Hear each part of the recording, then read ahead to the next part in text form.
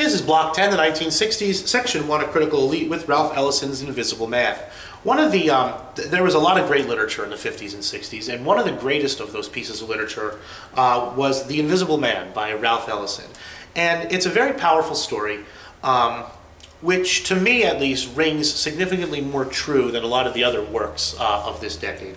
It's by a black writer whose story concerns one black guy, one black man's quest for identity simply as a man. He just wants to be an individual.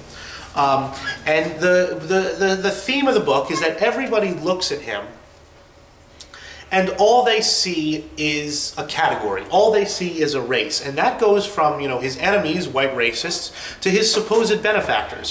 He goes to Communist Party meetings and the communists say, oh, look, a black guy is really cool, for us. And he goes to, white philanthropists, do-gooding white people who want to give money to help slum children in New York. And, they look at him and all they say is, hey, cool, black guy.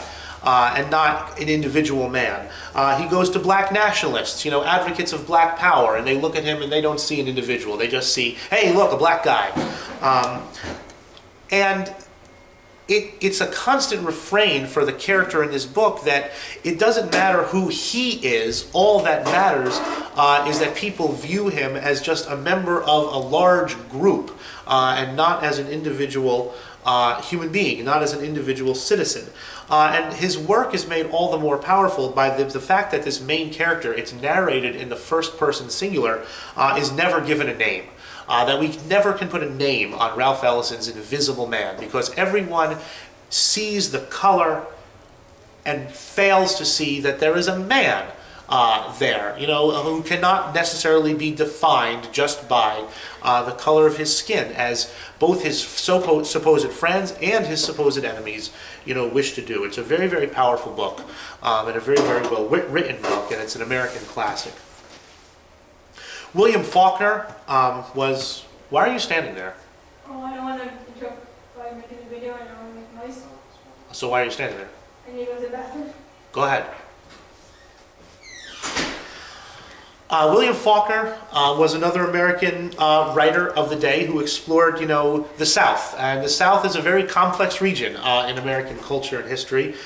He explored the character of Southerners, their social character, political character, racial issues. He won a Nobel Prize, for recognition of a lifetime of work. Faulkner's really good. He's a little advanced for high school, but you will probably run across Faulkner if you take some college-level English classes. A book that you're probably familiar with from 8th or 9th grade is J.D. Salinger's Catcher in the Rye. And The Catcher in the Rye, as you might know, concerns Holden Caulfield, a very sensitive upper-class teenager, disappointed by the fact that the world is hypocritical, that the world is not the ideal place that he imagines it to be when he is a child. And he kind of runs away from his prep school and subsumes himself in the hypocrisies that kind of make the modern world tick. We all do these sorts of things. Somebody says, how do I look in this? And you kind of lie. That lying is a lot better in that situation than being, bluntly honest, as, I'm sure we are all familiar. Holden Caulfield sees these hypocrisies, those and bigger ones throughout the entire world. And, if you look at the world through a mature set of eyes, that's sort of the things that makes the world go round. But Holden Caulfield doesn't like it, and J.D. Salinger in the book, he doesn't like it either. And, the book serves to criticize standard American beliefs, practices, and values that American society is made to look incredibly hypocritical on every level. And it's not the ideal that, we kind of tell our children that it's supposed to be. Philip Roth's Portnoy's Complaint, which you will not see in high school, but you might see in college, is a wildly hilarious book. Really, there are scenes in Portnoy's Complaint that will make you laugh out loud. And this book, Portnoy's Complaint, kind of attacks the sexual stuffiness of middle-class America in the 1950s through the vehicle of a sexually obsessed, middle-class, middle-aged New Yorker named Portnoy.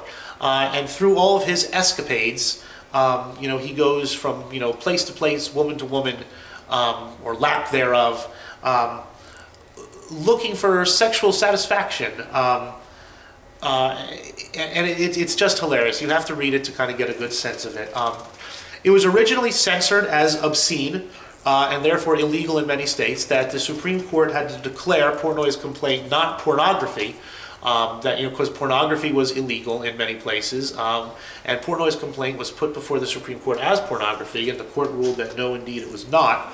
And Portnoy's complaint served to break down, lots of notions of traditional sexual propriety amongst Americans who read it. And anyone who read Portnoy's complaint would very quickly see that, or would be forced to see that a lot of Americans were sexually repressed and sexually stuffy. And this is another one of these criticisms of kind of what makes America tick, kind of a criticism of middle-class standards and values that's going to come to fruition and start to affect real people's lives in the decade to follow Philip Roth's book.